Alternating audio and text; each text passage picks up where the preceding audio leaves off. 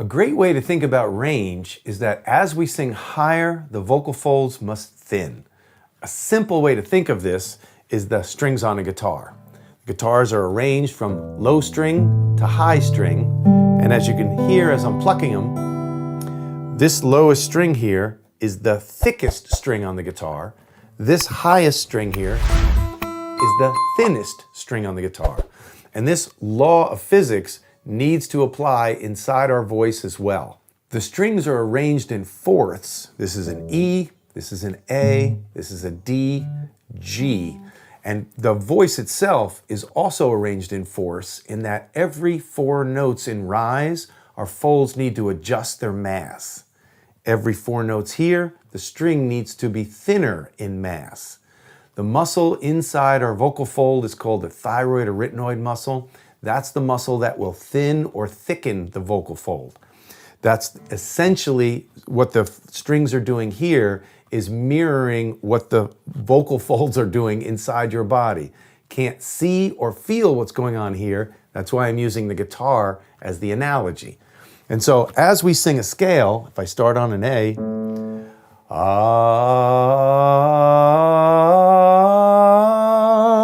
and on the guitar, what I'm doing is dividing or shortening the string. In here, sorry for my guitar playing. There's the octave I just sang. We're all good up until that octave. You can pretty much sing any way you want without any diversion. It's the second octave, if you listen to how I play on this string, coming up, oops. That doesn't sound great. And here. That's the note. But wouldn't it sound a whole lot better if I played it here and let it ring? So the thinness of the string is what's allowing that vibration to be nice and balanced. The thickness of the string, there it is choking this. So often as we sing higher, we keep the mass of the fold the same and try to stretch the string or vocal fold. So I'm choking and pushing at the same time, and that's no different than me playing way high up on this guitar, choking the value of the string. So what guitar players do, obviously I'm not one, what guitar players do is play across the neck. So they would play a scale, and as they play higher notes, they're going to those thinner strings. That's a really good idea for us singers as well, to play across the spectrum. How do you know if you're doing that? Don't raise the volume, don't include external muscle, keep the timbre the same. So if I sang, where was my A?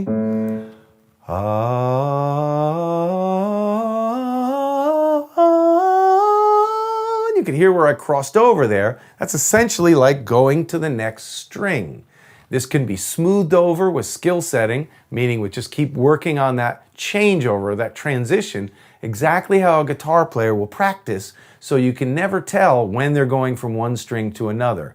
The scale will be smooth in its execution, and that's the whole drill of making sure that everything is smooth. You don't hear the change. Same is true for the piano player, crossing over on the fingers. Same is true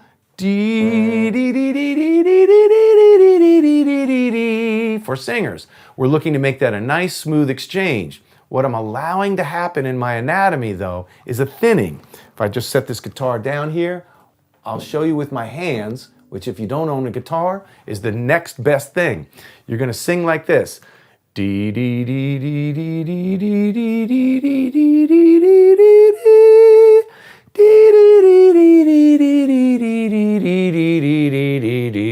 To remind yourself that this is what's going on inside your instrument.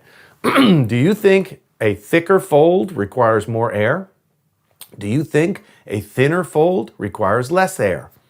I hope you said yes, because a thinner membrane doesn't need a whole lot to drive it.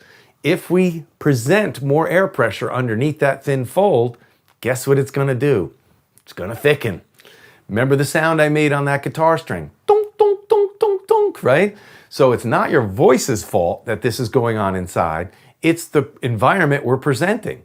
Out of emotion, out of fear, out of a lack of trust, maybe, we'll tend to overpower those high notes, and then the vocal fold has no choice but to thicken its mass, to brace against the air pressure we're bringing up. And so as I'm singing higher, I want you to remind yourself, as you're singing higher, remind yourself that you're thinning down the fold. Dee dee dee dee dee dee dee dee dee dee dee dee dee dee. They're nice and thin right there. Dee dee dee dee dee dee dee dee dee dee dee dee dee. Now how about this? Dee dee dee dee. So in an appreciated version, we would go to these different various mass thicknesses. That's what's going on in there. So a good exercise is to sing with your hands. D, D, D, D, D, D, D, thick, thin, thick, thin, thick, thin, thick. Get that into your perception so that you can work with your body rather than against your body. I highly recommend this for smoothing out the transfer within your range. It will open your instrument up to a lot more options artistically.